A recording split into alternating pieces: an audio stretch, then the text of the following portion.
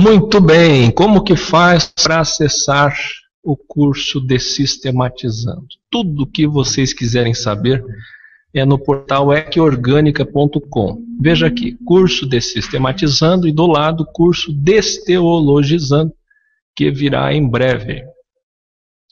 No curso Desistematizando, nós temos as aulas e a apostila para baixar lá no final, também o vídeo de apresentação. Vocês que já fizeram, poderão acompanhar a videoaula gravada hoje. E vocês que estão fazendo, façam com dedicação as 20 aulas. Vamos então, portanto, para a aula de número 5, com a temática O que é o templo. Deixa eu dar um zoom aqui para quem está vendo minha tela conseguir ler com mais clareza. Vamos lá. O moderno cristianismo é obcecado pelo tijolo, o concreto e as paredes. E isso sem falar das cúpulas, obeliscos, sol, lua, estrelas, etc. Nós lemos ainda essa semana, quando fizemos um programa evangélico com o tema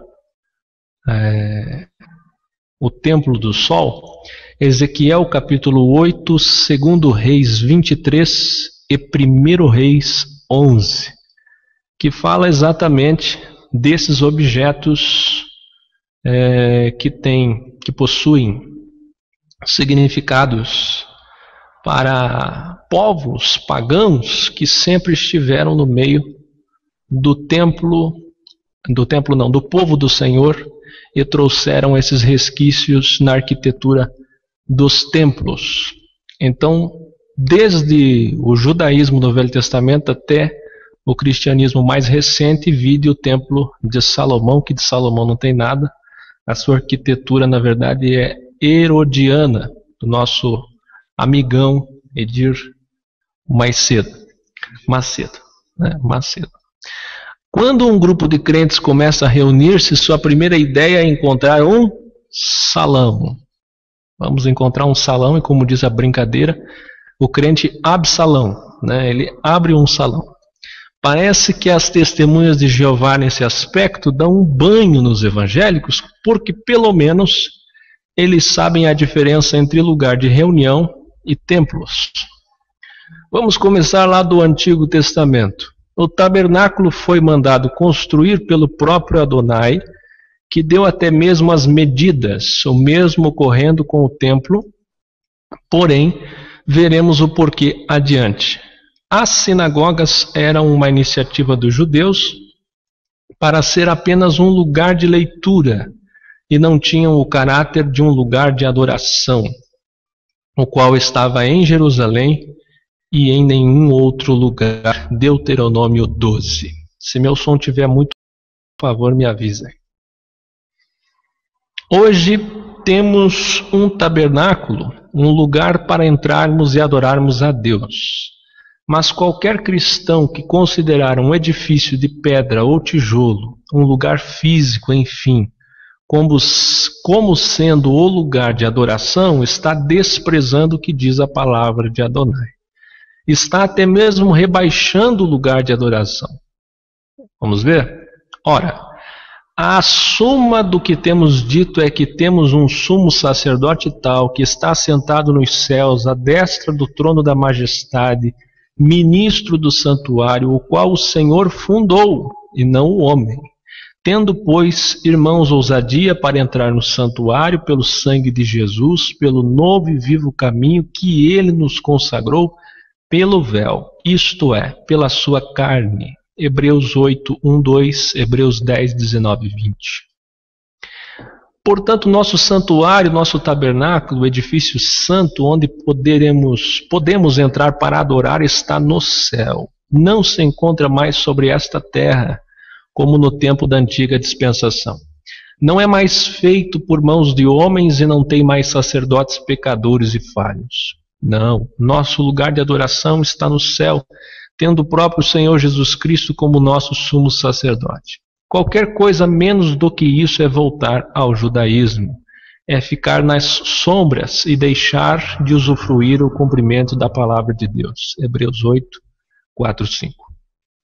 Espero que entenda que o cristianismo que você vê ao redor é uma mistura de judaísmo.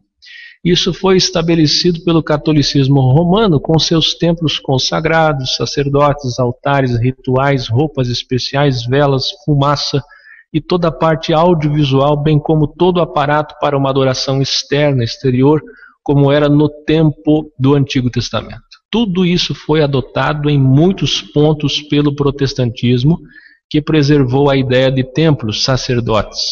Algumas denominações usam esse termo para o pastor, como também chamam de altar o local onde está o púlpito. E rituais, como ao invés de ceia de amor, herdaram do catolicismo o termo Santa Ceia. Aqui faltou um tracinho, ou separar ali. É totalmente errado, falaremos sobre isso mais adiante. Tudo isso tem a ver com o judaísmo. O véu não se rasgou na vida deles. 2 Coríntios 3, um capítulo áureo nosso aqui. Tudo isso tende a uma adoração terrena dentro de um sistema humano de ritos e lugares santificados. Cristo sofreu fora do arraial que representava todo o sistema judaico. E por isso, a palavra nos exorta a sairmos a Cristo. Olha só que lindo, sairmos a Ele, somente a Ele, ou para estarmos com Cristo, fora do arraial, o sistema religioso judaico, levando o seu vitupério ou sua rejeição, porque não temos aqui cidade permanente, mas buscamos a futura. Hebreus 13, dos versículos 10 ao 15. Se temos que sair a Cristo, é porque Ele está fora de todo o sistema judaico. E a mesma situação você encontrará em Laodiceia, que representa os últimos dias da igreja antes do arrebatamento. O Messias encontra-se do lado de fora, à porta, batendo e esperando ser atendido por aqueles que ouvirem a sua voz. Apocalipse 3:20. Embora essa passagem seja muito usada em evangelismo, dirigindo-se ao pecador sem o Salvador, no seu contexto está conectada à Laodiceia, ou seja, a cristãos. Ouvir a minha voz se refere a escutar a palavra do Criador, conforme é revelada nas Escrituras, e não ser levado pelos costumes dos homens. Eu coloquei aqui uma imagem ilustrativa. Vejam aí, nós temos então, portanto, o pináculo do templo, Mateus 4, Lucas 4, onde Jesus foi tentado, as salas do templo, Assembleia do Sinédrio, Escola Rabínica, o Forte Antônia, a Forte Antônia, as muralhas, o Pórtico de Salomão aqui embaixo, e a Porta Formosa, lá em Atos 3, Pedro e João curaram o coxo em nome do Salvador, o Pátio das Mulheres e o Pátio dos Gentios, e aqui sim o templo. Então, muitas traduções vêm de forma equivocada que eles estavam todos os dias lá em Atos 2 no templo. Não, eles estavam no pátio do templo. Aqui nós temos dois pátios, Pátio dos Gentios e Pátio das Mulheres. É aqui que as pessoas se encontravam para conversar, como se fosse uma praça, o centro da cidade. Vamos falar sobre isso mais adiante. Qual é então a verdadeira casa de Adonai?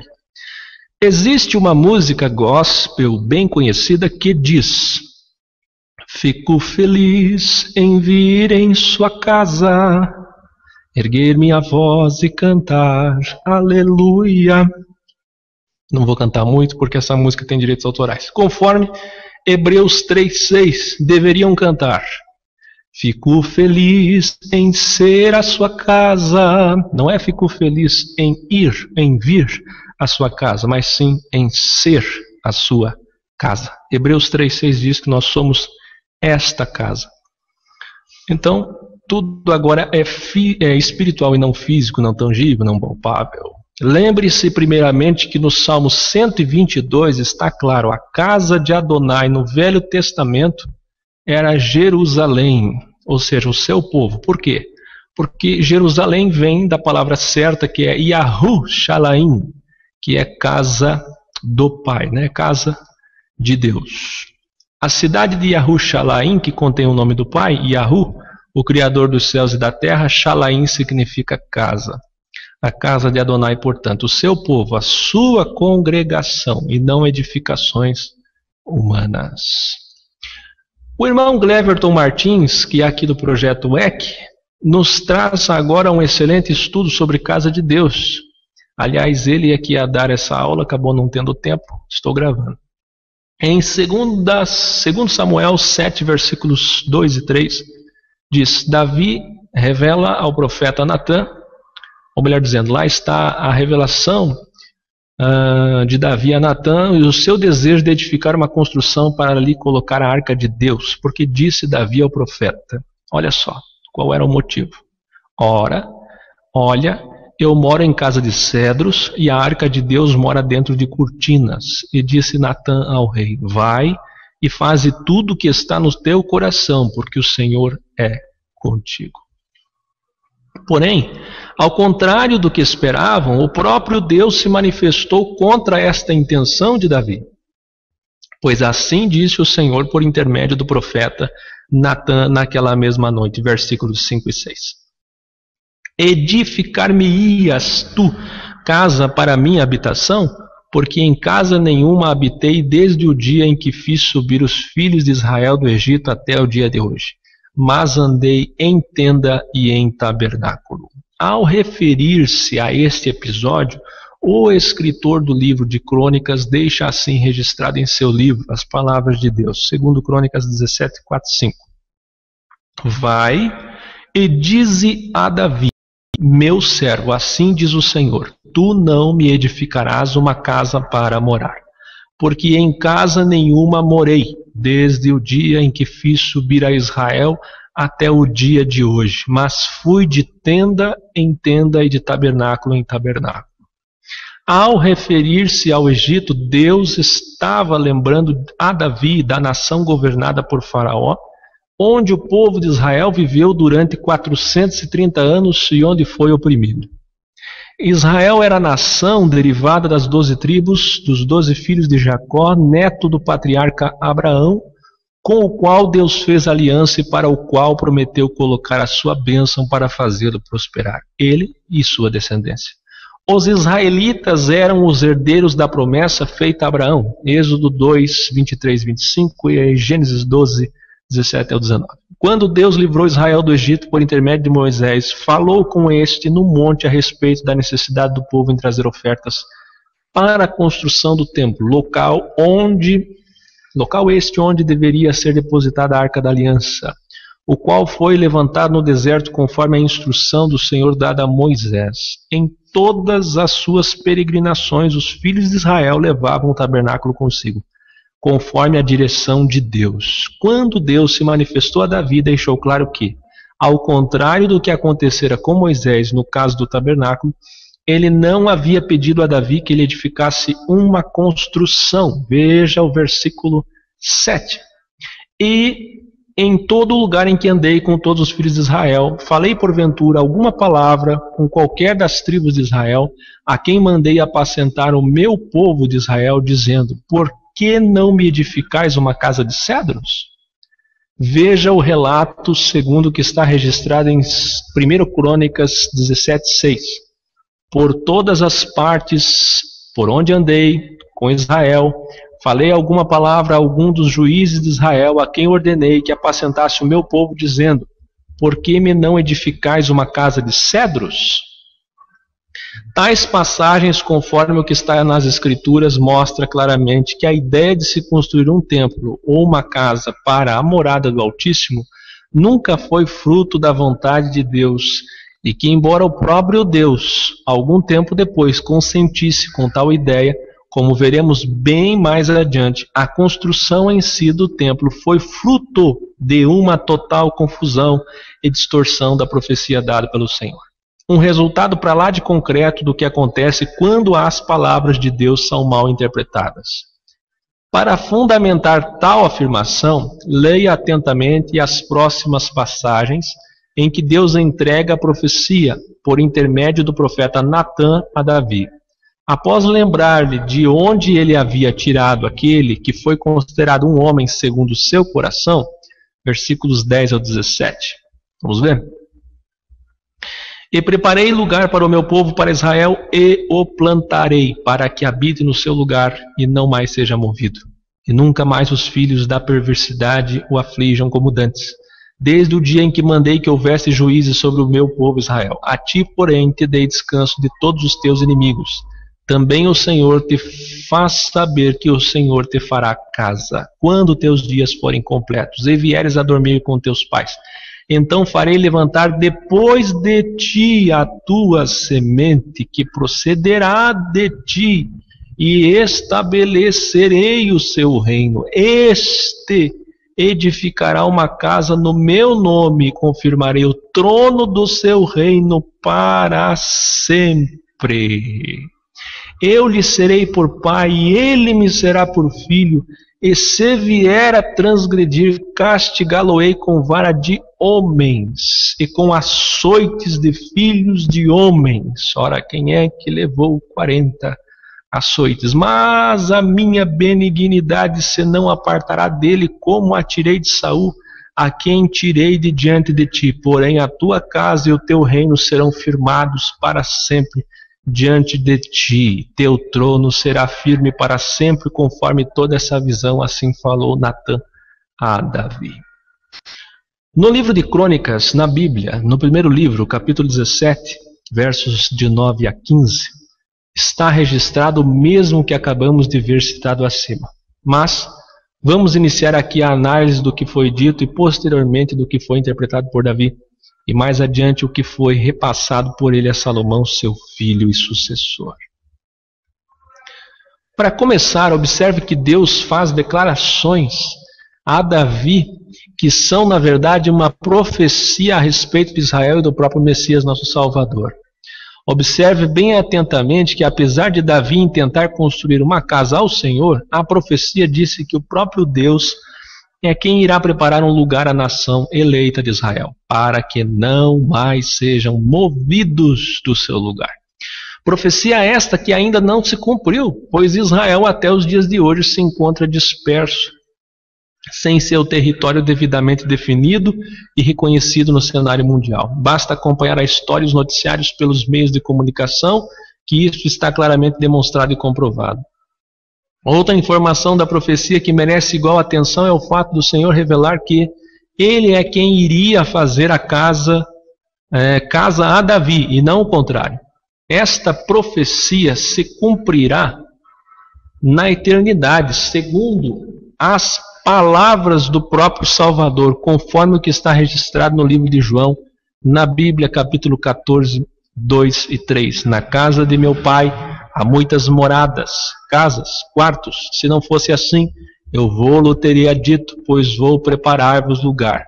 E, se eu for e vos preparar lugar, virei outra vez e vos levarei para mim mesmo, para que, onde eu estiver, estejais vós também. Repare que esta promessa do Messias concorda com o que foi predito através de Natã a Davi, tanto no aspecto pessoal quanto no aspecto coletivo, a respeito da nação a quem Deus irá preparar um lugar, para que não mais sejam movidos de seu lugar. Que tremendo! Deus estava dizendo: ei Davi, acorda! Não é você, mas eu sou quem te escolheu e te exaltou, e sou eu mesmo quem vai te preparar um lugar e uma morada, e não o contrário. Louvado seja o nome do Senhor. Outra informação de extrema relevância é que a profecia revela que aquele a quem Deus estabeleceria o reino seria levantado após a morte de Davi, e o seu reino seria firmado para sempre. Embora a princípio pareça ser Salomão, não é. Um dos motivos lógicos é que o reinado de Salomão durou 40 anos, segundo Crônicas 9:30.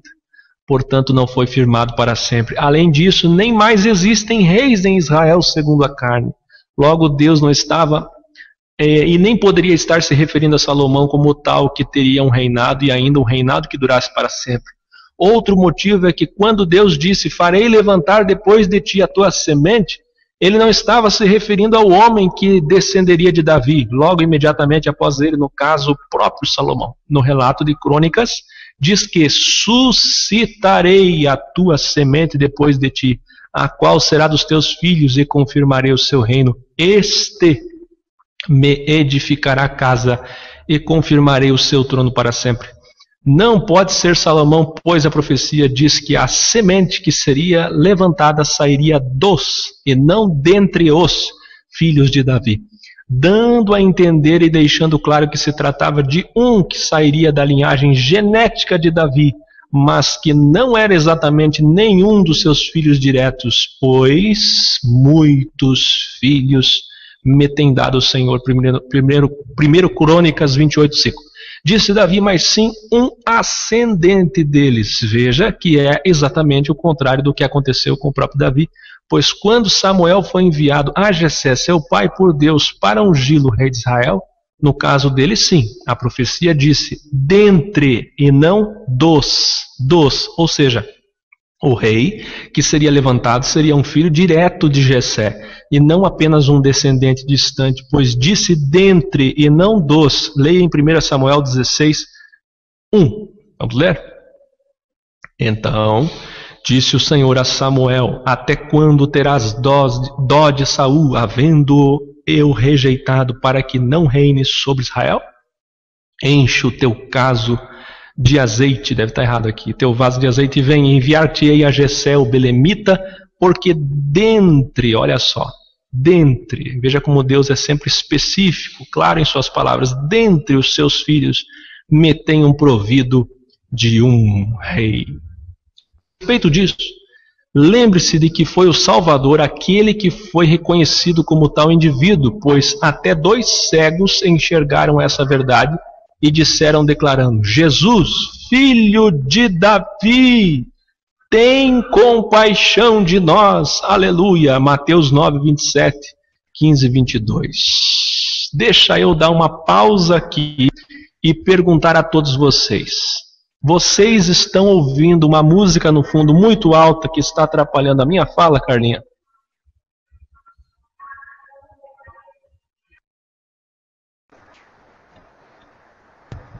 Não estou ouvindo, não. É que tem o Ademar está aqui de testemunha, tem um perturbado aqui na frente, ligando umas músicas ainda mais perturbadoras, que está difícil de dar aula aqui, se concentrar. Tá um ruído assim, mas não está atrapalhando, não. Tomara que seja. Que o poder sobrenatural transforme num fundo musical, porque a música aqui está atrapalhando bastante. Vamos lá, adiante. Glória a Deus que revelou um de seus mistérios a uns que muitos tinham como cegos, mas que na verdade enxergaram mais que muitos de sua época. Pois quanto a estes tinham olhos, mas não viam. Aleluia. 2 cegos chamaram ele filho de Davi. Esses, ao contrário, enxergaram e ainda manifestaram, confessando com os seus lábios que aquele era o verdadeiro filho de Davi, predito pelos profetas. Mateus 12, 22. Aliás, até o próprio povo reconheceu o nosso Salvador como sendo o filho de Davi, predito nas Escrituras. Parece que apenas os escribas e fariseus, reconhecidos como doutores da lei, não entenderam ou não quiseram entender isto. Diante disso, o próprio Cristo disse, graças te dou, ó Pai, Senhor dos céus e da terra, porque escondeste essas coisas aos sábios e inteligentes e as revelastes às criancinhas. Assim é, ó Pai, porque assim te aprouve. Observe também que quando a profecia diz que quando teus dias forem completos e vieres a dormir com teus pais, então farei levantar depois de ti a tua semente. Ela está dizendo claramente que aquele que haveria de ser levantado seria levantado após a morte de Davi. Salomão, no entanto, foi feito rei sobre Israel com seu pai ainda vivo. Além disso, a profecia dizia, farei levantar, como sendo uma ação do próprio Deus, o que no caso de Salomão não foi verdade, pois quem o fez rei foi o seu próprio pai e não Deus. Ao contrário de Saul, por exemplo, e do próprio Davi, que foram feitos reis pelo próprio Senhor. Leia 1 Samuel 16:1, 1 Crônicas 23:1, aqui estão as referências. Para concluir esse ponto, O relato, conforme está no livro de Crônicas, diz: suscitarei a tua semente depois de ti. A palavra suscitar quer dizer fazer nascer. Logo, o termo suscitarei significa farei nascer. Ou seja, a semente que haveria de vir nasceria após a morte de Davi, pois diz, depois de ti. Então, mais um argumento incontestável de que não se trata de Salomão, pois ele nasceu sendo Davi ainda vivo, sendo este mesmo que constituíra rei, como vimos. Fica assim claramente demonstrado e comprovado pela própria Escritura que a profecia não dizia nada a respeito de Salomão em nenhum dos aspectos, conforme predito pelo profeta Natã. Na verdade, esse homem, predito por Natã e por todos os profetas da antiga aliança, é o próprio Cristo que veio ao mundo já nascido como rei dos judeus, Mateus 2:2, pois segundo ele próprio o seu reino não é desse mundo, João 18:36, portanto já havia recebido tal coroação antes de aqui chegar, João 17:5, e ele sim havia sido levantado por Deus.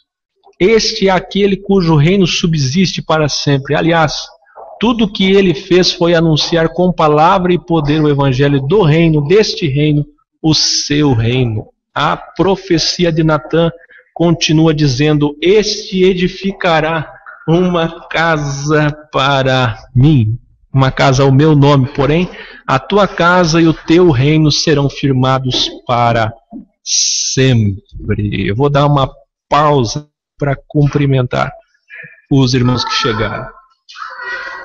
Chegou aqui a irmã Priscila e o irmão Edrian, estão aqui conosco. Nós estamos fazendo uma aula, aula 5 que está faltando no curso do templo. Vamos lá. Se quiserem Bíblia, tem aqui para vocês acompanharem. O curso só não tem impresso. Vamos lá. Porém a tua casa e o teu reino serão firmados para sempre. Deus não estava se referindo a nenhuma construção física, mas estava falando de uma morada espiritual, uma vez que o Altíssimo não habita em templos feitos por mãos de homens, como sabemos em Atos 7:48. Esta morada é aquela que Paulo fala aos Efésios, cujo Cristo é a principal pedra de esquina, no qual todo o edifício bem ajustado cresce para templo santo no Senhor, no qual também vós juntamente sois edificados para a morada de Deus em espírito. Esta morada refere-se à igreja, pois esta sim está sendo edificada por Cristo, o Filho do Deus vivo. Ele é este Filho mencionado pela profecia, e foi isso mesmo que também testificou o escritor de Hebreus, capítulo 3, versículo 6, ao escrever que Cristo, como Filho, estava sobre a sua própria casa, a qual casa somos nós, se tão somente conservarmos firmes até o fim a nossa esperança e a glória da esperança. Além disso, essa casa que somos nós, ao contrário do reino de Salomão, será firmada para sempre, pois as portas do inferno ou Hades não prevalecerão contra ela. Mateus 16:18, como prevaleceram sobre Salomão e seu reino físico e transitório, que era apenas uma sombra do que haveria de vir? Claro que não. Prosseguindo, a profecia disse: eu lhe serei por pai e ele será por filho. O próprio escritor da epístola aos Hebreus também deixa isso claro ao escrever na Bíblia. Melhor dizendo, capítulo 1, versículo 5 diz: porque a qual dos anjos disse jamais, tu és meu filho e hoje te gerei? Outra vez, eu lhe serei por pai e ele me será por filho. Repare que o escritor usa a mesma frase, eu lhe serei por pai e ele será por filho, do Salmo 2, versículo 7. Não deixando dúvidas de que esta se refere a Cristo, e somente a ele, pois se Deus não se referiu assim nem a anjos, quanto mais a um simples homem mortal como o próprio Salomão.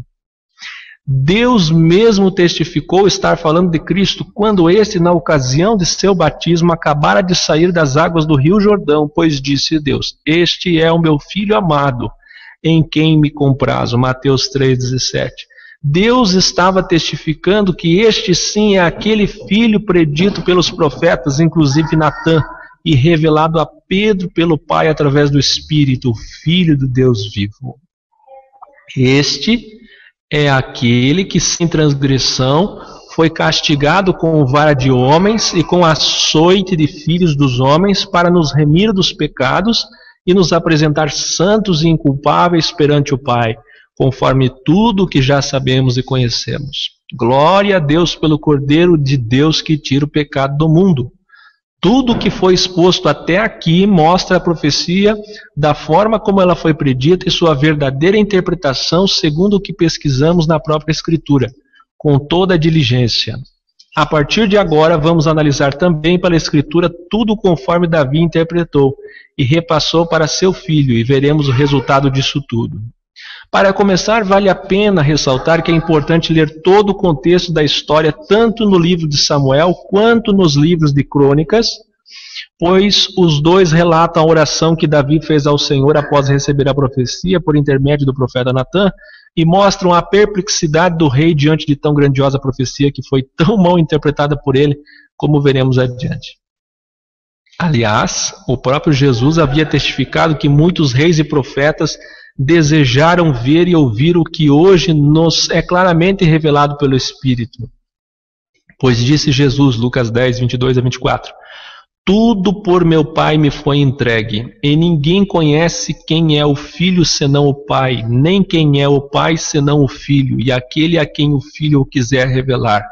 E voltando-se para os seus discípulos, disse-lhes em particular, bem-aventurados os olhos que veem o que vós vedes, pois vos digo que muitos profetas e reis desejaram ver o que vós vedes e não ouviram, e ouvir o que vós ouvis e não ouviram. Foi exatamente esse o caso. Um rei, Davi, e um profeta, Natã, que receberam uma profecia, mas cujas mentes não alcançaram tal compreensão. Vale lembrar, no entanto, que ambos estavam debaixo da antiga aliança, portanto não haviam recebido o Espírito Santo da promessa como nós, e portanto não podiam compreender a profecia como nós, mesmo sendo ela transmitida através deles mesmos. Vamos ler o relato que está transcrito abaixo, conforme os dois livros, e logo após farei as colocações pertinentes. Em Samuel está assim registrado, capítulo 7, versículos 25 a 27. Agora, pois, ó Senhor Jeová, esta palavra que falaste acerca de teu servo e acerca da tua casa, confirma para sempre, faze como tens falado. E engrandeça-se o teu nome para sempre, para que se diga, o Senhor dos exércitos é Deus sobre Israel, e a casa de teu servo será confirmada diante de ti, pois tu, Senhor dos exércitos, Deus de Israel, revelaste aos ouvidos de teu servo, dizendo, edificar-te-ei casa, portanto o teu servo achou seu coração fazer-te esta oração. No livro de Crônicas está assim registrado, agora pois, Senhor, a palavra que falaste de teu servo e acerca da sua casa seja certa para sempre, e faze como falaste, confirme-se com efeito, e que teu nome se engrandeça para sempre. Diga-se, o Senhor dos exércitos é o Deus de Israel, é Deus para Israel, e fique firme diante de ti a casa de Davi teu servo, porque tu, Deus meu, revelaste ao ouvido de teu servo que lhe edificarias casa, pelo que o teu servo achou confiança para orar em tua presença. Observe que no relato, tanto do livro de Samuel quanto do livro de Crônicas, Davi não compreende a grandiosidade da profecia e reduz a sua interpretação como se referindo a uma casa natural, pois disse, falaste acerca de teu servo e acerca da sua casa. A casa de teu servo, a casa de Davi, teu servo. É evidente que Davi não compreendeu a revelação, porque disse, tu, Deus meu, revelaste. Dando a entender com isso que o próprio Deus havia falado de uma casa natural, como sendo uma sucessão de reis que descenderia deles segundo a carne, e que tal sucessão jamais se acabaria. Como se Deus tivesse revelado que se tratava de um reino natural, pois disse Davi, 1 Crônicas 28, 4, E o Senhor, Deus de Israel, escolheu-me de toda a casa de meu pai para que eternamente fosse rei sobre Israel. Porque a Judá escolheu por príncipe, e a casa de meu pai, na casa de Judá, e entre os filhos de meu pai, pois se agradou de mim para me fazer rei sobre todo o Israel. Segundo o que anteriormente foi aqui exposto pela própria Escritura, e historicamente comprovado, tal interpretação foi um equívoco por parte de Davi. Além disso, Davi acrescentou dizendo: Tu, Deus meu, revelaste ao ouvido de teu servo que lhe edificarias casa. Ele não compreendeu de que Deus estava se referindo a uma morada eterna e antes de tudo espiritual, conforme o que já vimos, segundo as palavras do próprio Cristo relatadas em João 14, 2 e 3. Davi também não entendeu que aquele que seria levantado depois dele, não enquanto ele estivesse vivo, não era Salomão, mas sim Jesus. Não entendeu que a tua semente depois de ti, a qual será dos teus filhos, não era Salomão, e sim o filho de Davi, Jesus. Ele estava tão certo equivocadamente, é claro, que se tratava de Salomão, que afirmou isso perante todo Israel e o próprio Salomão.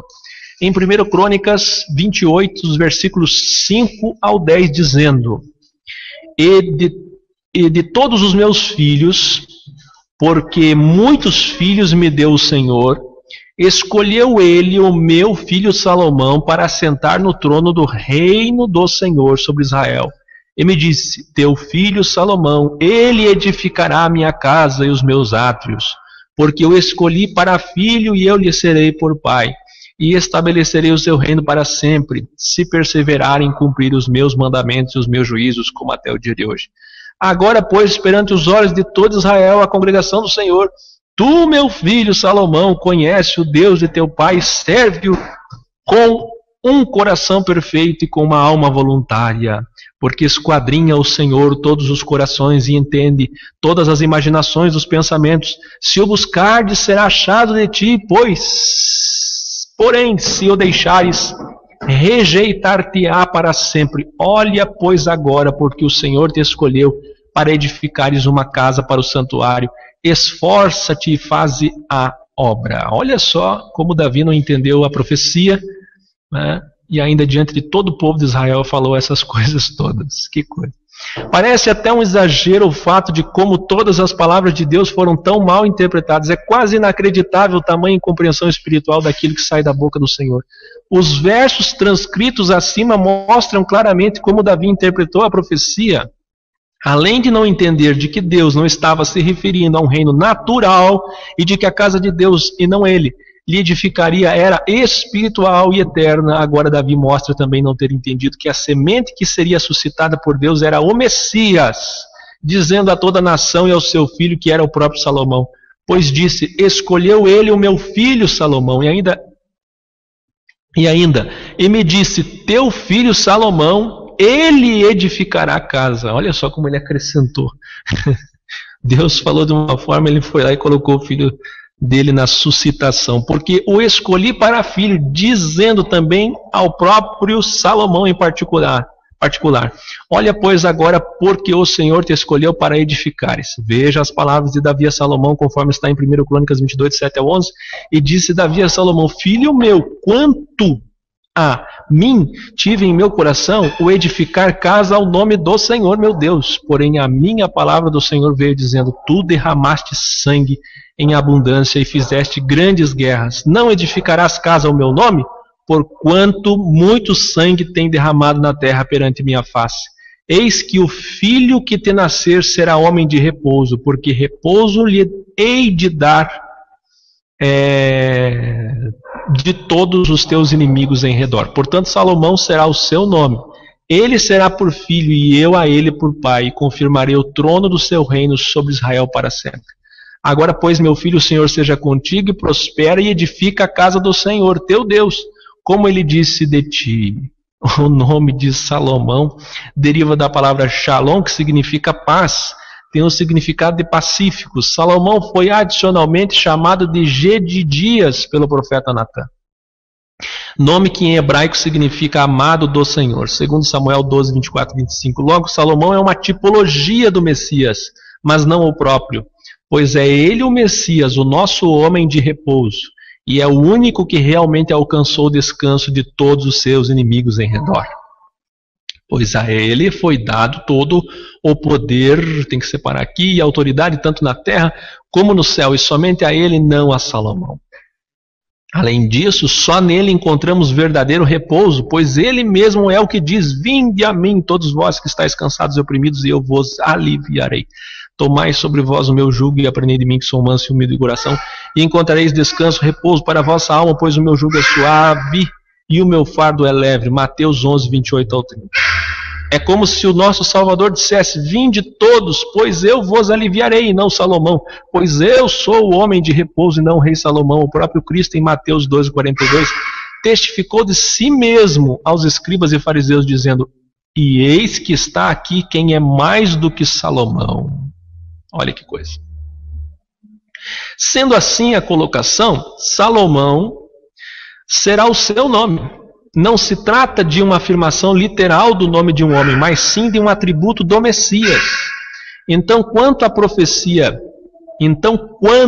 a profecia disse Salomão será o seu nome, é como se Deus dissesse Pacífico será o seu nome, ou ainda, ele será chamado de Pacífico. Lembra, ele é o príncipe da paz? O próprio Isaías, a respeito do Messias, profetizou dizendo, Isaías 9,6, que o seu nome será maravilhoso, conselheiro, Deus forte, Pai da eternidade, príncipe da paz. E como já vimos, foi a ele que Deus chamou de filho amado, e somente a ele Deus confirmou o trono do seu reino para sempre. Ora, fica evidente o fato de que Davi não havia compreendido o real sentido da profecia e ainda transmitiu como líder que era todo esse equívoco a toda a nação, como também ao seu próprio filho. Impressionante. Basta voltarmos um pouco atrás e rever como esta semente prometida não é e nem poderia ser Salomão, mas sim aquele de quem o próprio Deus testificou, como acabamos de dizer. Este Jesus, não Salomão, é o meu filho amado em quem tenho prazer. Davi foi tão convincente ao dizer ao seu filho que ele era o escolhido no tocante à profecia, que em 2 Crônicas 6, 7 e 8, Salomão sente segurança em afirmar até que... Olha, o filho do Éden está aqui, pentecostal. Salomão sente segurança em afirmar até o que Deus não dissera. Pois claro, se o pai interpreta errado a profecia, imagina o filho, né? Olha só o que Salomão vai dizer. Segura aí, segura o absurdo que Salomão vai dizer. Também Davi, meu pai, teve no seu coração o edificar uma casa ao nome do Senhor, Deus de Israel. Porém o Senhor disse a Davi, meu pai, porquanto tiveste no teu coração o edificar uma casa ao meu nome, bem fizeste de ter isso no teu coração. Veja o absurdo de tal afirmação, bem fizeste de ter isso no teu coração. Deus, ao contrário, resistiu ao intento de Davi na mesma noite em que manifestara esse desejo, ao falar com o profeta Natã, dizendo, tu não me edificarás uma casa para morar. É realmente de se pasmar. Porém, Salomão não só acrescentou o que Deus não dissera, como também reafirmou o equívoco de seu pai acerca de si mesmo, dizendo no versículo 9, contudo, tu não edificarás a casa, mas teu filho, que há de descender de ti, esse edificará a casa ao meu nome. Diante disso tudo, podemos observar que Davi não entendeu a profecia conforme o seu real sentido e que suas distorções levaram a uma sucessão de incompreensões sobre o que realmente significavam cada um dos elementos de tal profecia. Mas o mais grotesco de tudo é que, para finalizar, o último elemento da profecia refere-se à casa que seria edificada pelo rei referido na profecia. Como todos os demais elementos da profecia, este último, a casa, também foi mal interpretado, pois Davi não entendeu de que se tratava da igreja que seria edificada pelo Messias. Logo, sua mente projetou para a construção física, fruto de seu desejo, e não do Senhor, completando o ciclo do emaranhado de equívocos e distorções das palavras de Deus. Davi estava tão certo de que se tratava de uma construção física que antes mesmo de morrer, deixou todos os preparativos para seu filho escolhido, segundo o que acreditava, para que este pudesse concluir a obra, e além disso envolveu todo Israel em prol dessa missão, onde todos voluntariamente contribuíram para tal obra. Veja 1 Crônicas 22, 28 e 29. Então, antes de morrer, olha só. Embora pareça que todos em Israel estavam certos de que Deus pedira a Davi para construir-lhe uma casa, segundo o que mal interpretaram da profecia, o próprio Salomão, em um surto de lucidez, por um momento, por um instante, por um lapso de tempo, parece ter compreendido que tal ato de construir uma casa para Deus era realmente estranho, e de que ele fosse o tal escolhido para isso. Observe suas palavras, segundo Crônicas 2, versículos 5 e 6. Olha só o que Salomão vai dizer. E a casa que estou para edificar há de ser grande, porque o nosso Deus é maior do que todos os deuses. Porém, quem teria a força para lhe edificar uma casa, visto que os céus e até os céus dos céus não o podem conter? E quem sou eu que lhe edificasse casa, salvo para queimar incenso perante ele? Realmente impressionante e esclarecedora esta colocação de Salomão. Se prestarmos bem atenção por todo o contexto da história, perceberemos que Salomão só se envolveu em todo este evento, pois foi assim convencido pelo seu pai, o rei Davi. Mas que ele mesmo achou, por assim dizer, um tanto quanto estranho a ideia de se construir uma casa para Deus, o Todo-Poderoso, e ainda de que ele era o escolhido para isso. Mas diante do que dissera o grande rei Davi, quem se oporia, não é mesmo? Afinal, aquele que era considerado o homem segundo o coração de Deus não iria errar. Pelo jeito, foi assim mesmo que entenderam. E assim aconteceu. Observe também que Salomão entendeu que o local que seria construído não poderia ser uma casa, por assim dizer, como seu pai lhe havia dito. Pois isso implicaria dizer que Deus ali iria morar. O que não era possível, visto que os céus e até os céus dos céus o não podem conter. Logo, seria apenas um local consagrado para queimar incenso perante ele. Mas tudo isso apenas foi dito em um surto de lucidez, pois mais adiante Salomão rapidamente torna aquele espírito equivocado de seu pai, dizendo, segundo Crônicas 6:2, e eu tenho edificado uma casa para morada e um lugar para a tua eterna habitação. Veja quão grande é a influência de um grande líder sobre o seu povo, pois Davi, como vimos, interpretou equivocadamente a profecia de Deus, reafirmou o equívoco perante todo Israel e seu próprio filho, e ainda levou o próprio Salomão no mesmo caminho, pois assim disse este, segundo Crônicas 6:10. Assim confirmou o Senhor a sua palavra que ele falou, porque eu me levantei em lugar de Davi meu pai, e me assentei sobre o trono de Israel, como o Senhor disse, e edifiquei a casa ao nome do Senhor, Deus de Israel, e pus nela a arca, em que está o concerto que o Senhor fez com os filhos de Israel. Esta afirmação, assim confirmou o Senhor a sua palavra, e ainda, como o Senhor disse, deixa mais que evidente que Salomão se convenceu de que na profecia a casa se tratava de um local físico, e de que ele mesmo era a semente prometida por Deus, pois ainda disse, porque eu me levantei em lugar de Davi meu pai. Eu edifiquei a casa ao nome do Senhor. Olha como Salomão estava inchado, né? Eu. E se observarmos bem nesta fala, Salomão mesmo confessa com seus próprios lábios o que é exatamente contrário à profecia, pois ao invés de dizer, porque Deus me levantou em lugar de Davi meu pai, ele disse, porque eu me levantei em lugar de Davi meu pai, evidenciando ainda mais o equívoco cometido. Isso sem contar que quando ele disse, eu edifiquei a casa ao nome do Senhor, ficou também evidente que o entendimento vigente de todos era que a casa mencionada na profecia se tratava realmente de um local físico, qual veio a ser o templo, construído sobre 3 carreiras de grandes pedras e uma carreira de madeira nova. Esdras 3:10. E não de uma morada espiritual, o que é um absurdo, já que esta casa ainda está sendo edificada, não é obra concluída e nem ao menos se trata de um local físico, mas sim da igreja, a morada espiritual do Altíssimo, que está sendo edificada pelo próprio Messias, como vimos, e não por um homem mortal como Salomão. Apesar de tanto equívoco, após construir o templo, Salomão ora a Deus em sua oração, reconhece dizendo, segundo Crônicas 6, 18, 19, mas verdadeiramente habitará Deus com os homens na terra? Eis que o céu e o céu dos céus não te podem conter, quanto menos essa casa que tenho edificado. Atende, pois, a oração do teu servo e a sua súplica ao Senhor meu Deus, para que ouvires o clamor, ou melhor dizendo, para ouvires o clamor e a oração que o teu servo faz perante ti.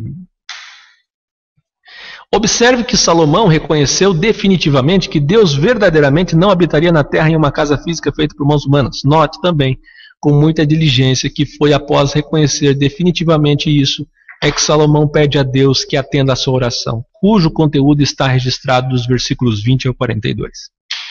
Leia as passagens que se seguem, segundo Crônicas tal, está tudo aqui. Observe atentamente que após, e somente após esse episódio, a oração em que Salomão reconhece que Deus não habita em templos físicos, é que Deus se manifesta em sinal de aprovação, com fogo caindo do céu, para consumir o holocausto e os sacrifícios oferecidos a Deus no templo. Segundo Crônicas 7:1, que diz: E acabando Salomão de orar, desceu fogo do céu e consumiu o holocausto e os sacrifícios, e a glória do Senhor encheu a casa. Não foi Deus que desceu na casa, mas a sua glória pela sua arca, pelo seu povo, pelo rei de Israel, como vontade permissiva. Falaremos sobre isso mais à frente. Vamos à frente. Mesmo assim, isso não significou que o Senhor Todo-Poderoso havia voltado atrás e consentido em morar em casa feita por mãos humanas. Leia o que segue.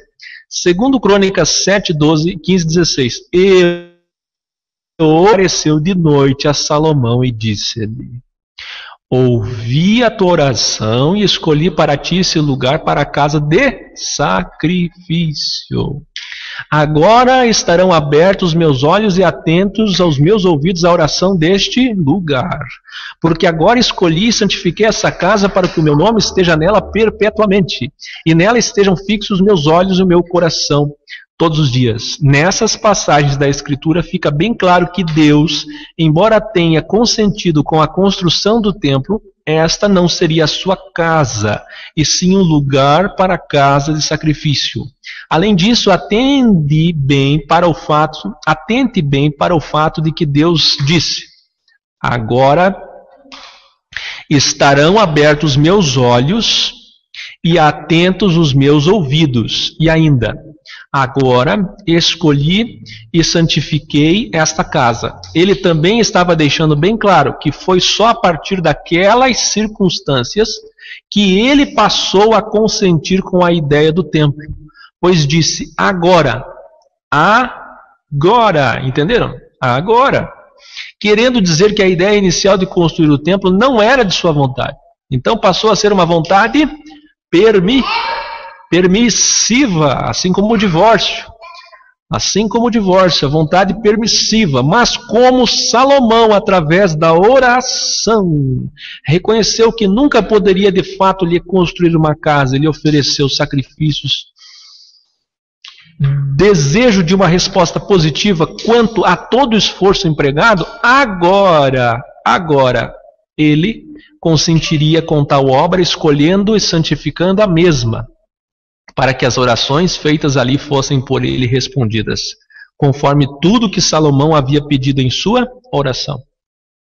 Quanto ao reino terreno e transitório de Salomão, Deus se manifesta dizendo em 2 Crônicas 7, 17, 18: E quanto a ti, olha só, se andares diante de mim como Davi teu pai, e fizeres conforme a tudo o que te ordenei, e guardares os meus estatutos e os meus juízos, também confirmarei o trono do teu reino, conforme fiz com Davi teu pai, dizendo: Não te faltará varão que domine em Israel. Note que esta É a primeira vez que Deus realmente se manifesta a Salomão, se referindo ao seu reinado.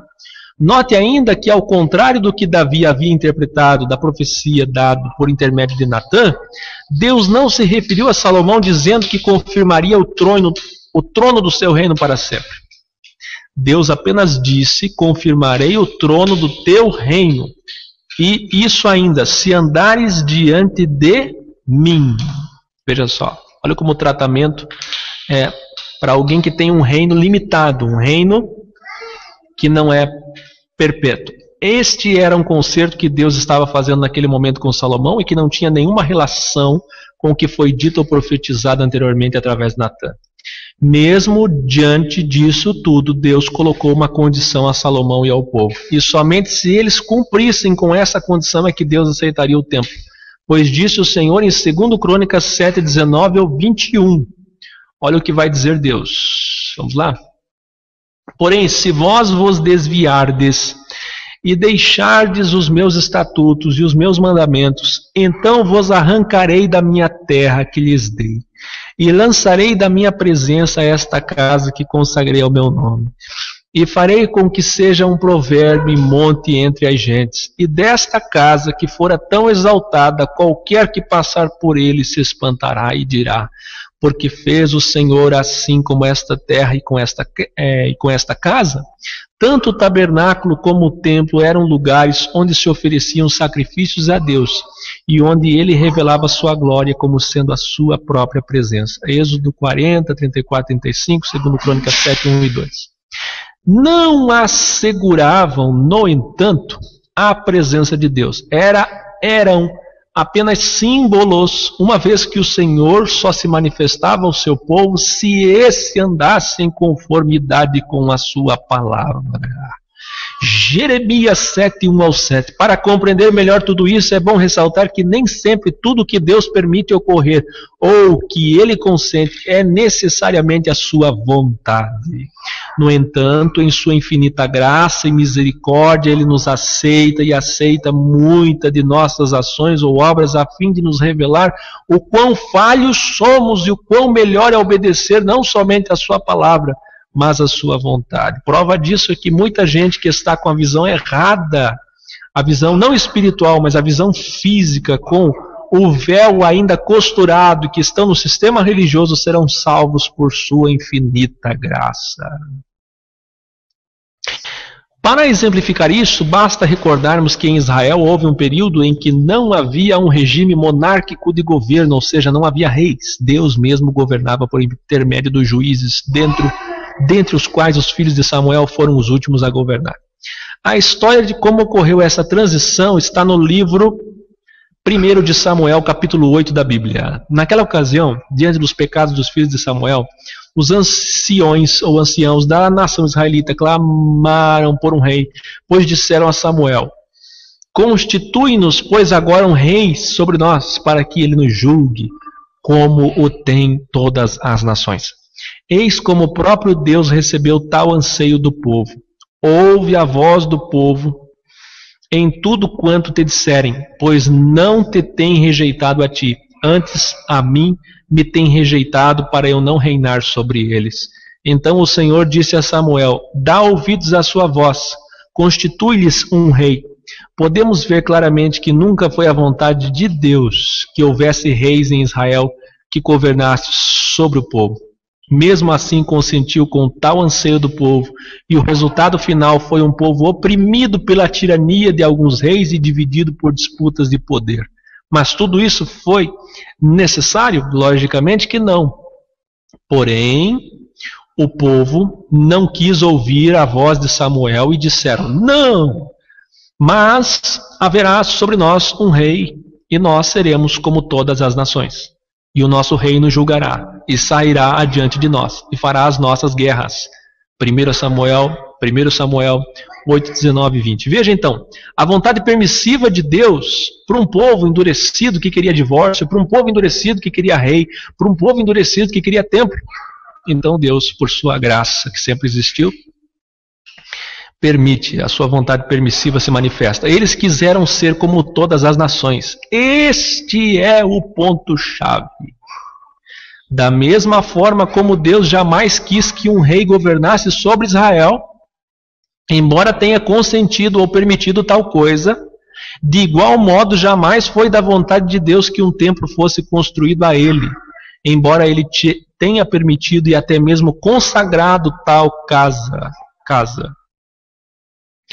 Eles queriam ser mesmo como todas as nações. Isso tem nome, né? Paganização. As nações tinham reis e também havia altares erigidos aos mais diversos deuses em todas as nações, que nós bem sabemos que na realidade eram demônios. Israel não se contentou em imitar os povos quanto à forma de governo. Agora eles queriam fazer o mesmo quanto à forma de cultuar sua divindade. É triste, mas é realidade. Pois eu vos digo que está aqui quem é maior do que o templo. Mas se vós soubesseis o que significa misericórdia quer e não sacrifício, não condenaríeis os inocentes. Não condenaríeis os inocentes. Mateus 12, João 2, 18 a 21. Ah, chegamos. Estamos quase chegando lá, viu, irmãos? Falta pouco. Eu já estou com a língua de fora aqui. Vamos lá, falta pouco.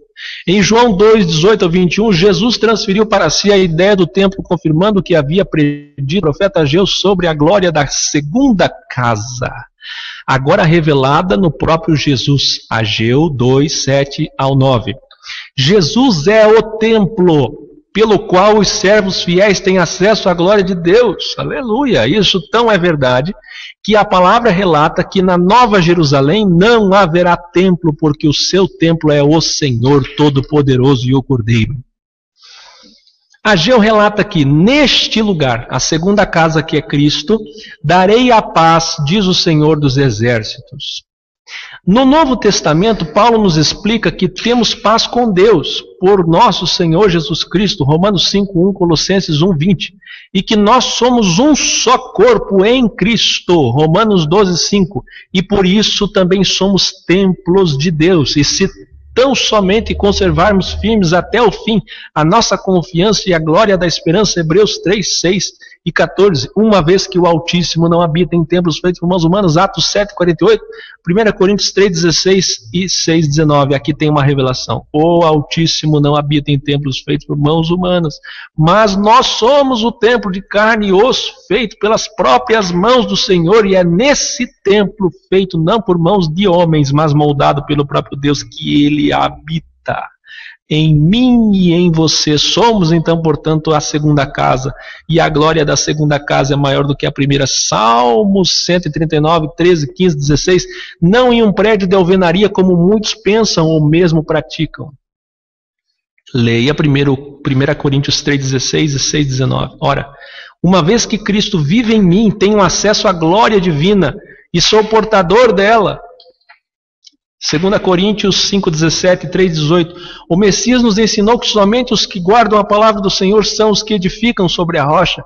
Aqueles que a ignoram, no entanto, são os que edificam sobre a areia.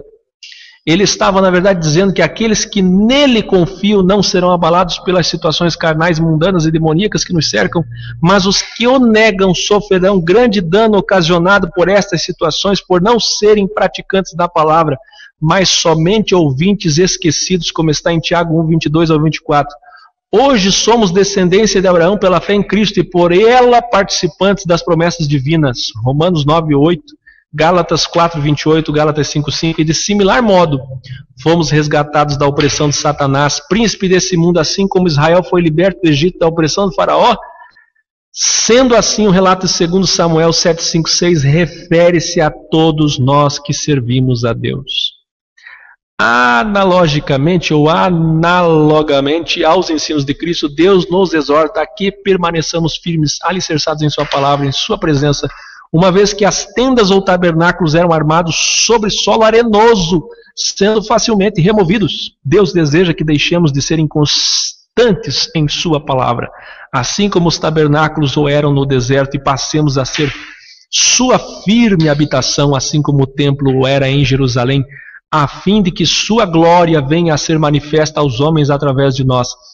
Assim como o templo em Jerusalém for edificado sobre 3 carreiras de grandes pedras e uma carreira de madeira nova, O Senhor deseja que as nossas vidas sejam alicerçadas sobre as revelações que Ele nos concede a respeito dele como Pai, do Filho e do Espírito Santo, sobre o entendimento do sacrifício de Cristo no madeiro, onde a nossa redenção e eternidade foram conquistadas com as despesas da casa do Rei dos Reis e Autor da vida.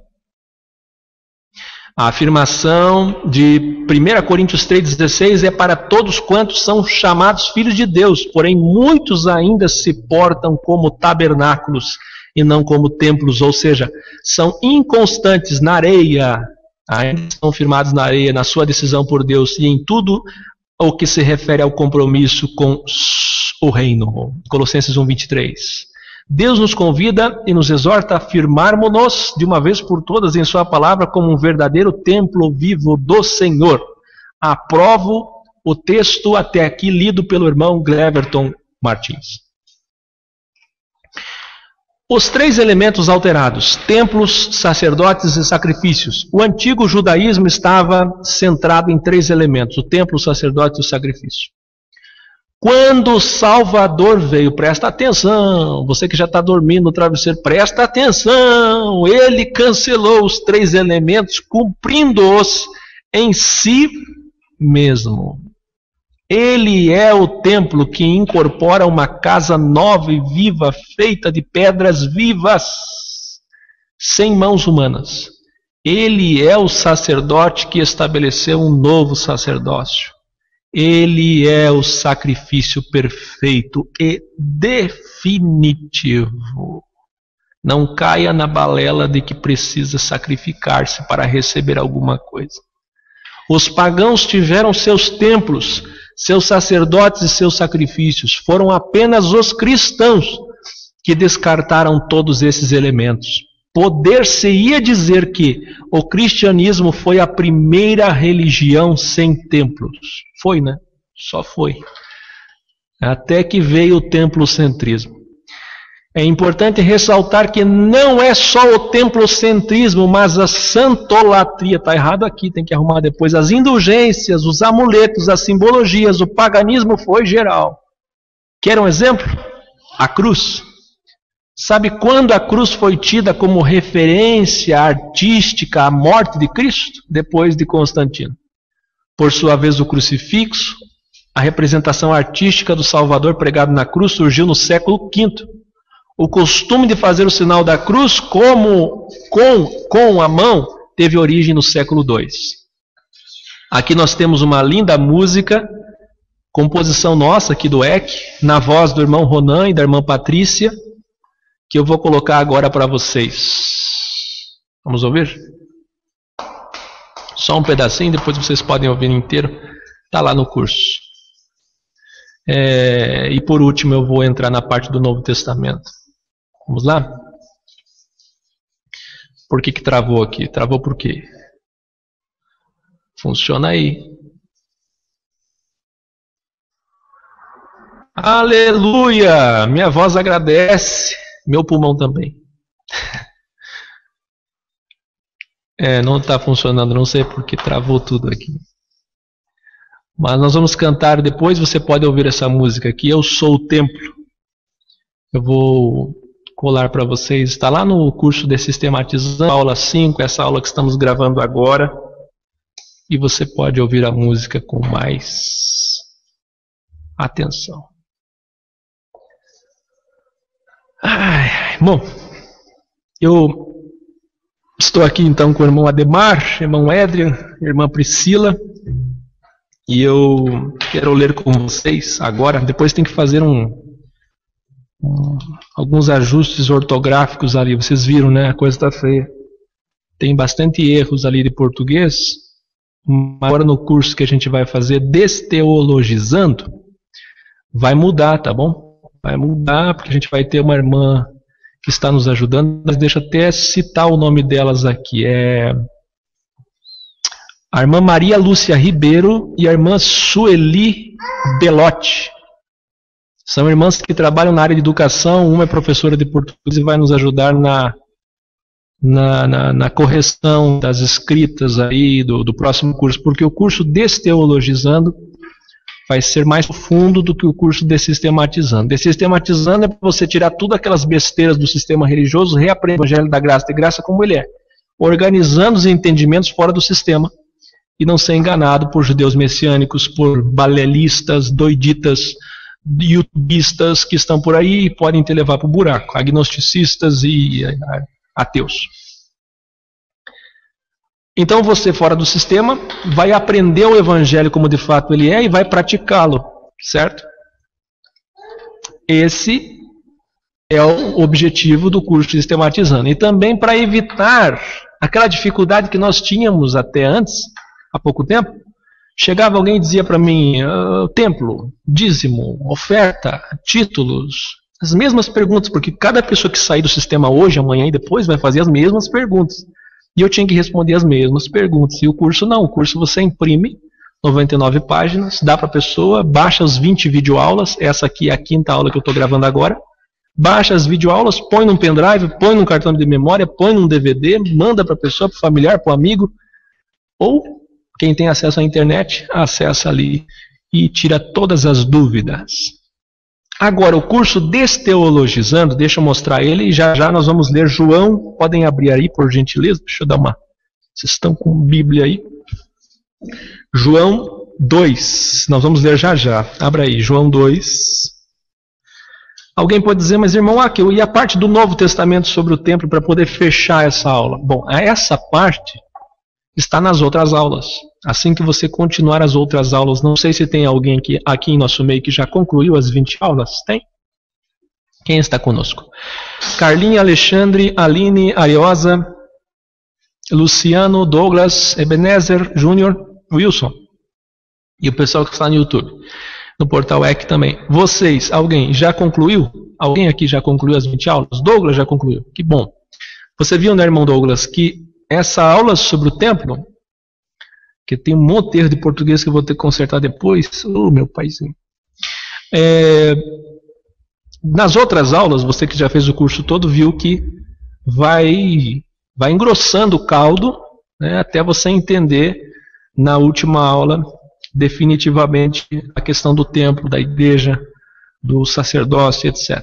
No curso Desteologizando, que eu vou mostrar agora, João 2, pode abrir aí, João 2, 18. No curso Desteologizando, deixa eu mostrar o que é esse curso para vocês não ficarem totalmente perdidos.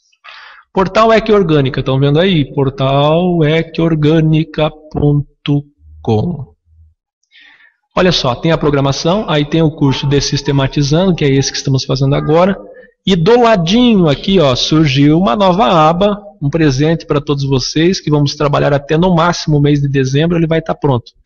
Curso Desteologizando. Esse aqui vai ser mais profundo. Reaprendendo o Evangelho, descoberta a graça de graça.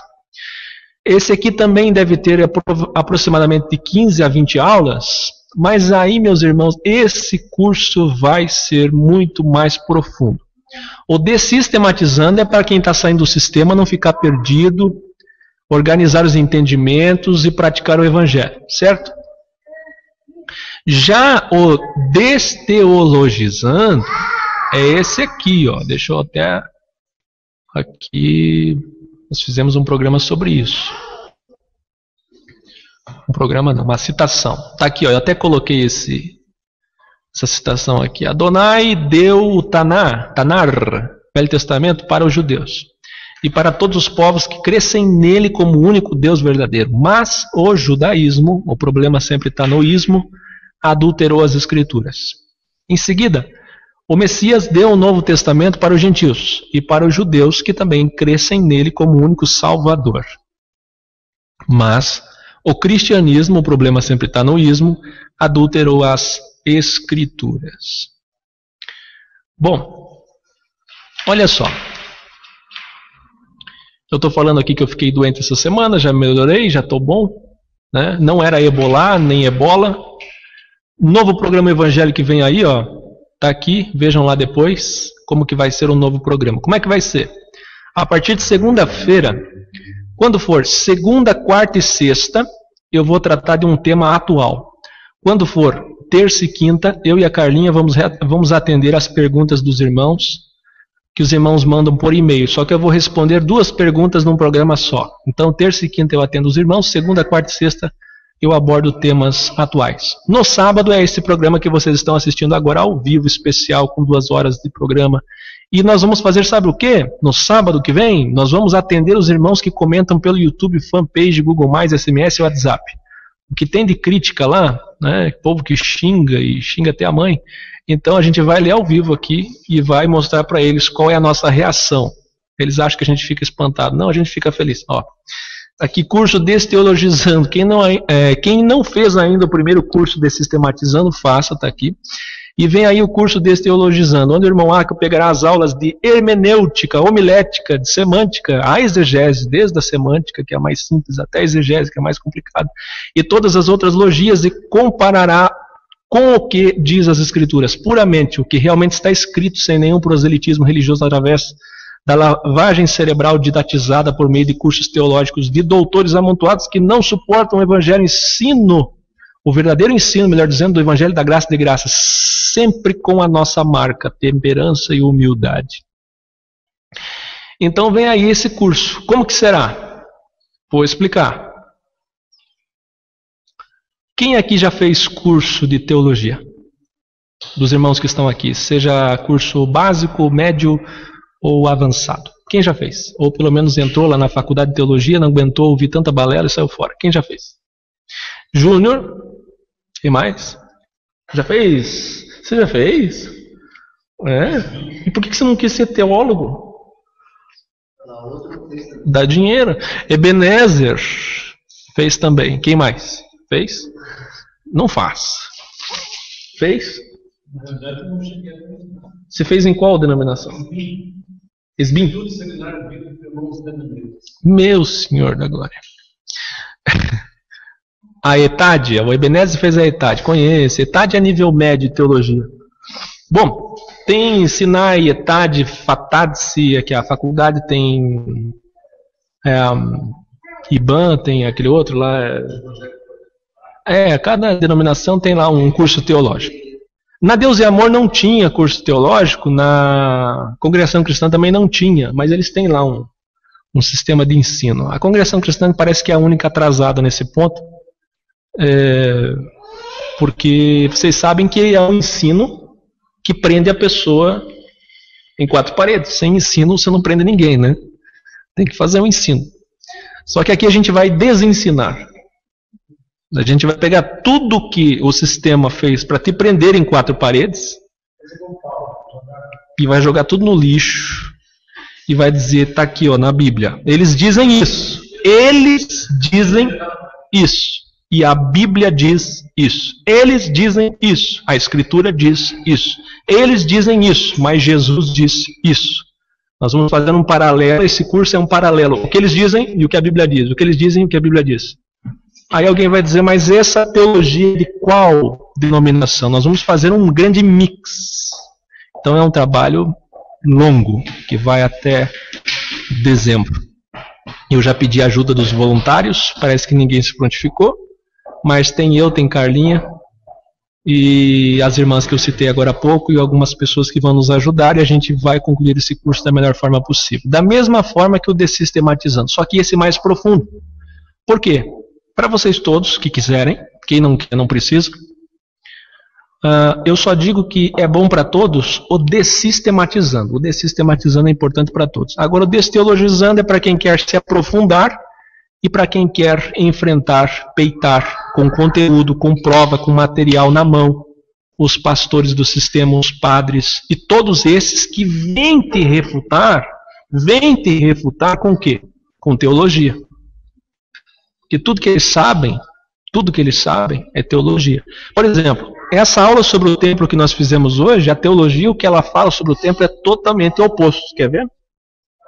Existem duas alas teológicas.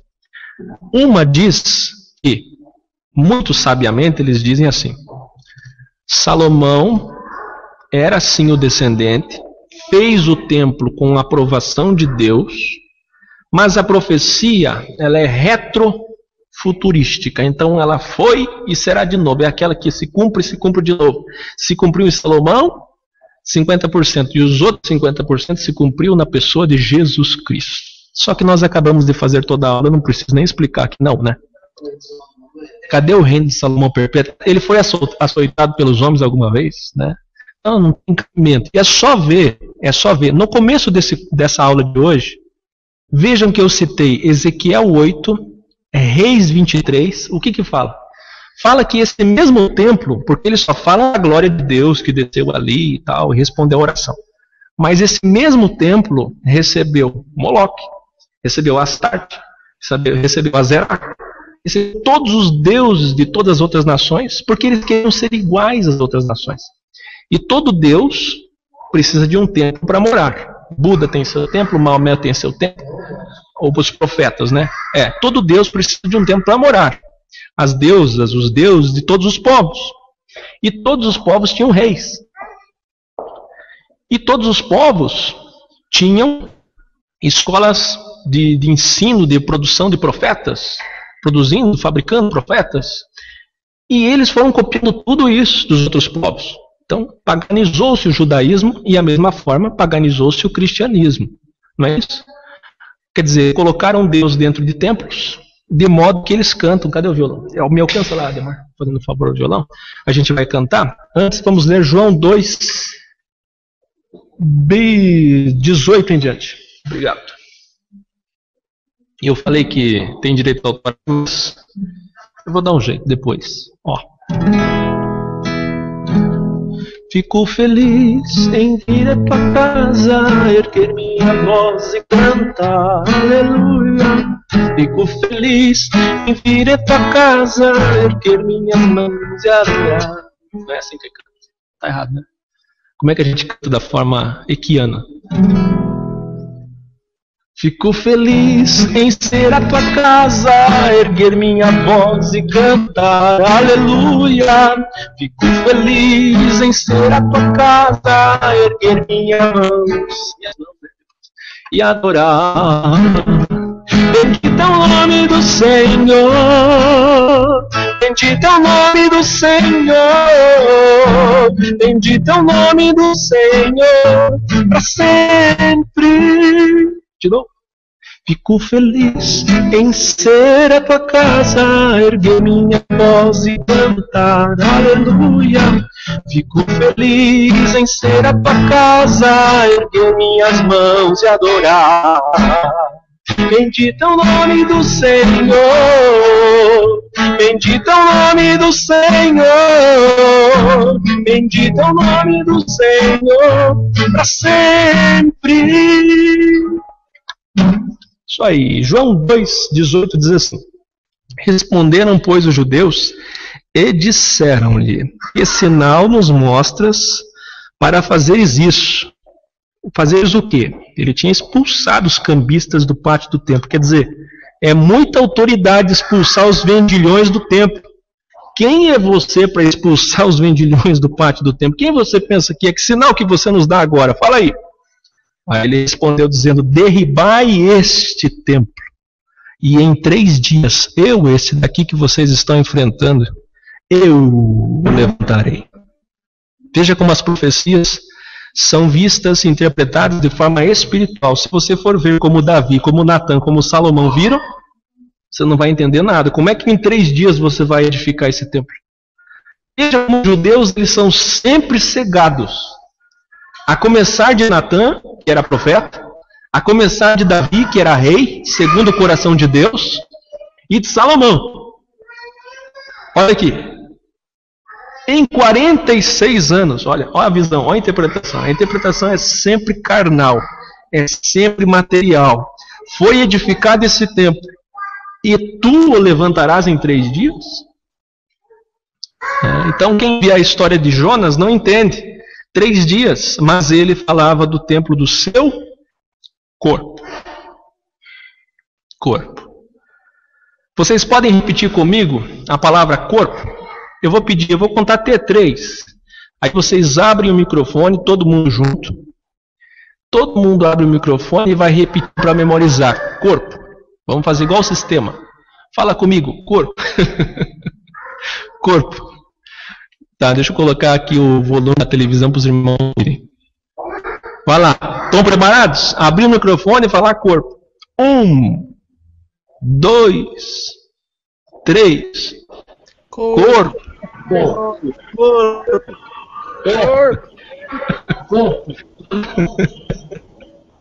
Tudo atrasado, mas saiu. Muito bem. Pode desativar aí, por gentileza. Valeu, obrigado. Guardando essa palavra na mente, eu quero que vocês leiam agora Atos. De novo, irmão, é aula sobre o templo. Tem gente que está vendo isso pela primeira vez, esse vídeo vai ficar para sempre. Atos 7, 47 e 48. E Salomão lhe edificou casa, mas o Altíssimo não habita em templos feitos por mãos humanas, como diz o profeta. O céu é meu trono e a terra o estrado dos meus pés. Que casa me edificareis, diz o Senhor? Ou qual é o lugar do meu repouso? Porventura não fez a minha mão todas essas coisas? Homens de dura cerviz e circuncisos de coração e ouvido. Quando ele falou isso, versículo 54. Ouvindo eles tudo isso, que o templo não tem a habitação do Deus Todo-Poderoso, enfureceram seu coração, rangeram os dentes contra ele e o mataram.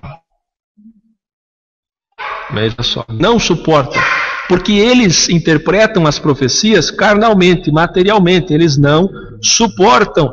Vamos lá, tem mais. 1 Coríntios 3,16, abra aí. 1 Coríntios. Tem que decorar isso aqui na ponta da língua. 1 Coríntios 3,16. Não sabeis vós que sois o templo de Deus e que o Espírito de Deus habita em vós? Corpo. Corpo. Decoraram? Corpo. Corpo.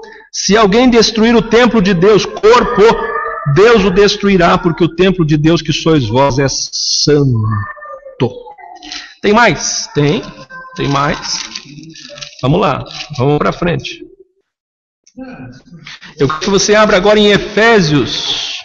Efésios, vamos ver o que Paulo está dizendo. Antes. 1 Coríntios 12. 1 Coríntios 12. 1 Coríntios 12, versículo de número 12. 1 Coríntios 12, 12. Sabe o que diz em 1 Coríntios 12, 12? Porque assim como o corpo. Versículo de número 13. Formando um corpo. Versículo 14.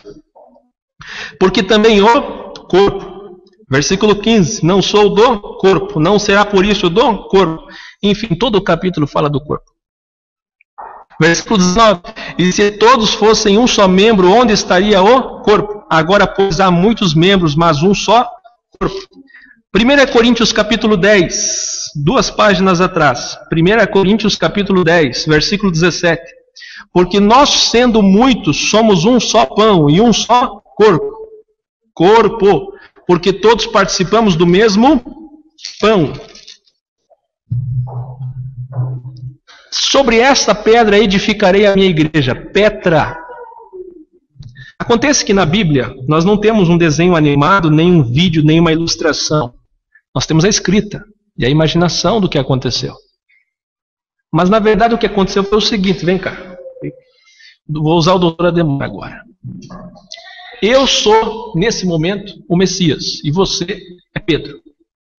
Então Jesus fez assim, ó. Pedro, Petra. Não. Petros, pedra pequena. Pedro, sobre esta. É que na Bíblia não tem nada entre parênteses. Jesus apontou para si e disse: Pedro, sobre esta. Mais aqui, deixa eu ir para a câmera, certo? Pedro, sobre esta Petra, Pedro, Petros, sobre esta pedra, Petra, edificarei a minha igreja. Isso, obrigado. É que não tem na Bíblia entre parênteses, e ele apontou para ele. Mas ele está falando dele. No original é isso. Só que a Igreja Católica, por exemplo, uma grande colaboração do nosso irmão João Ferreira de Almeida, que contém mais de 1.200 erros. Você quer ver? Vou ter provado. Muitas pessoas não sabem que no portal Equiorgânica tem muitos arquivos para baixar lá. Eu já estou encerrando. Deixa eu mostrar para vocês. Muitas pessoas não sabem que no portal Equiorgânica tem muitos arquivos para baixar. Certo? Eu vou mostrar para vocês agora um exemplo de um desses arquivos que tem lá para baixar. Olha aí. O que está dizendo aí? Vocês estão vendo? Milhares de erros foram detectados nesse Novo Testamento de Almeida. Muitos deles produzidos pela comissão de eruditos que tentou harmonizar o texto português com a tradução holandesa de 1637. O próprio Almeida identificou mais de 2.000 erros nessa tradução. E outro revisor, Ribeiro dos Santos, afirmou ter encontrado um número bem maior. Isso aqui está na Bíblia Thompson. Então quer dizer, você está com uma Bíblia na mão, a maioria das pessoas usam João Ferreira de Almeida, e as outras também, Thompson também, mais de 2.000 erros. São erros pequenos, como esse. Que para o católico, Pedro é a pedra principal. Mas vamos ver o que Pedro diz sobre isso. Abra aí, 1 Pedro 2. Olha o que o Pedro vai dizer. Não dá para entender como é que pode, né? É uma questão de ser espiritual. O espiritual discerne tudo. Discerne, vê as coisas de forma espiritual. Olha lá, 1 Pedro 2, versículo 4. E chegando-vos para ele a pedra viva, reprovada na verdade pelos homens, mas para com Deus eleita e preciosa. Ó, eu vou usar Petra e Petros. Vocês estão entendendo ou não estão entendendo nada? Quem sabe, quem não sabe. Tem uma aula no curso que a gente fala exatamente sobre isso. Eu vou ter que compartilhar aqui, que senão vocês não estão entendendo nada. Vamos lá. Petra. Rocha sólida. Lembra do Salmo 40? Lembra? Rocha sólida, grande, firme. Que é Jesus. E Petros. Pedra pequena, pedra de rio, pedra que rola, pedrisco, pedregal, pedregulho, que simboliza Pedro. Então, quando eu for me referir a Jesus, eu vou falar Petra. E quando eu for me referir a Pedro, eu vou falar Petros. Ok? Vamos ler novamente 1 Pedro 2, versículo 4. E chegando-vos para ele, a Petra, viva reprovada na verdade pelos homens, mas para com Deus eleita e preciosa. Vós também, como Petros, nós assim como Pedro somos Petros, pedras desse edifício, sois edificados casa espiritual e sacerdócio santo para oferecerdes sacrifícios agradáveis a Deus por Jesus Cristo. Pelo que também na Escritura se contém, eis que ponho em Sião a pedra principal, Petra, eleita e preciosa. Depois continua falando, ali no versículo 7, 8 e 9. Agora, para não tomar muito tempo, Hebreus 3, 6. Hebreus 3, 6. Mas Cristo como Filho, sobre a sua própria casa, a qual casa somos nós. Ok, Efésios, para encerrar essa sequência de versículos. E se nós fôssemos ler Hebreus, então... Se nós fôssemos ler Hebreus, aí a gente ia ficar até amanhã, porque o Hebreus inteiro fala sobre isso. Abra aí, Efésios capítulo 2, versículo 20. Edificados sobre o fundamento dos apóstolos e dos profetas de que Jesus Cristo é a principal pedra da esquina. Veja que Pedro falou sobre isso. E Paulo fala sobre isso, no qual todo edifício, corpo, igreja, bem ajustado, cresce para templo santo no Senhor, no qual também vós juntamente sois edificados para a morada de Deus no Espírito. Então, ele mora onde? Aonde que ele mora, irmãos? Me alcança o violão de novo e a gente vai encerrar, por gentileza.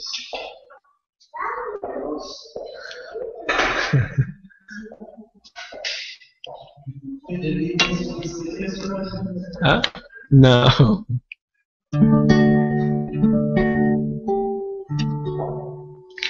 Essa casa é quem? Nós. Ele habita onde? Dentro de nós.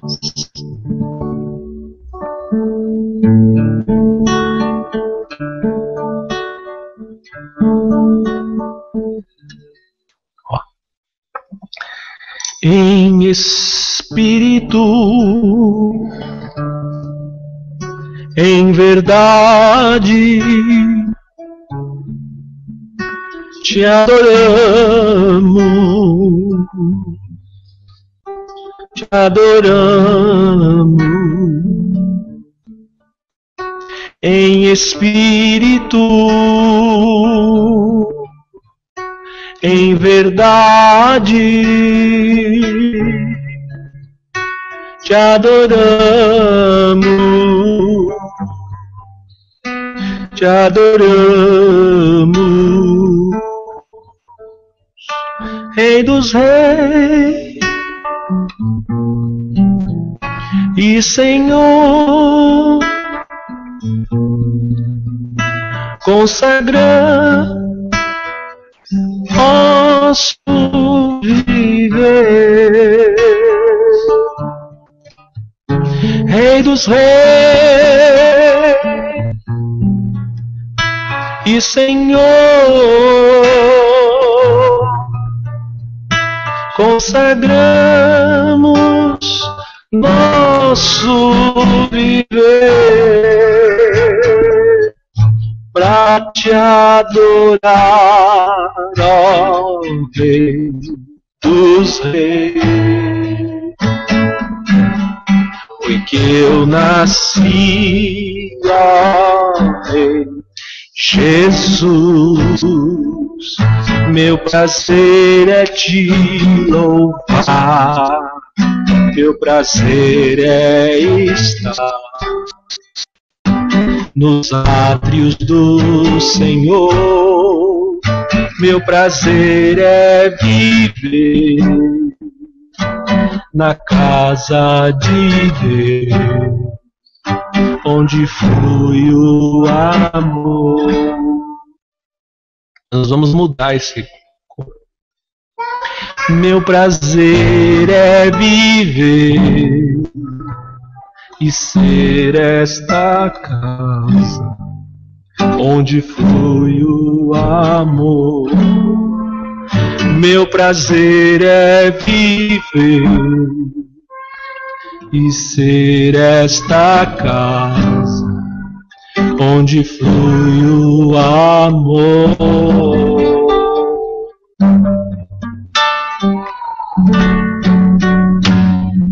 E eu termino dizendo uma reflexão a todos vocês. Adrian, Ademar, Priscila, Carla, Alexandre, Aline, Ariosa, Luciano, Douglas, Ebenezer, Júnior, Wilson e todos vocês. Quando nós éramos do sistema, nós tínhamos respeito pelo tempo. Tenta lembrar agora rapidamente, em 2 minutos, como era o respeito que nós tínhamos pelo tempo. Eu me lembro que quando eu ia limpar a igreja, eu tinha muito respeito antes de subir no altar. Eu dobrava meu joelho nas escadas que davam acesso ao púlpito, fechava meus olhos, pedia perdão dos meus pecados, para poder ter acesso ao púlpito santo. Antes de pregar ou sentar no altar, eu tinha muito respeito.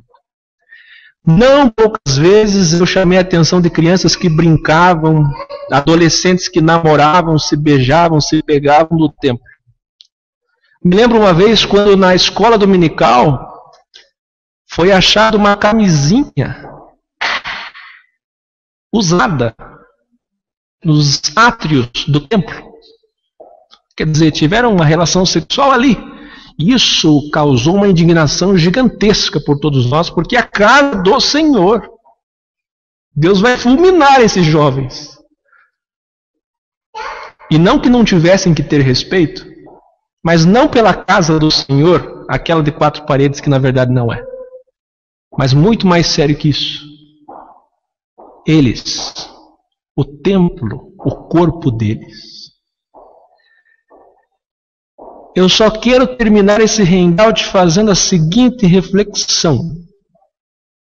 O respeito que você tinha, a admiração, a honra e a forma com que você tratava aquela casa, aquele altar. Como isso se dá hoje, sabendo você que você é o templo do Espírito Santo? O altar está aí, ó. Os sacrifícios estão aqui. A arca está aqui. Os mandamentos devem estar aqui. Cantamos, onde flui o amor tem que estar aqui. E Deus habita aqui. O Espírito dele, a sua manifestação em Espírito que é santo, habita aqui. E nós somos então o sacerdote aqui. E temos acesso ao Santo dos Santos aqui. Não é muito mais responsabilidade? Que coisa séria. Esse entendimento nos faz muito mais responsáveis. Então, irmãos, vocês que não tinham tido ainda essa noção, reflitam. Ele é muito mais a sério, porque é dentro de você que tudo acontece.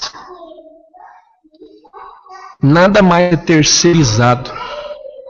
É aqui dentro. E para encerrar de fato, o pessoal do sistema respeita muito aquele lugar. O lugar onde Deus habita. E muitos deles, nós sabemos disso, quando saem dali para fora, são outras pessoas. Sim ou não? Vivem uma outra vida. Lá é o lugar santo, mas fora dali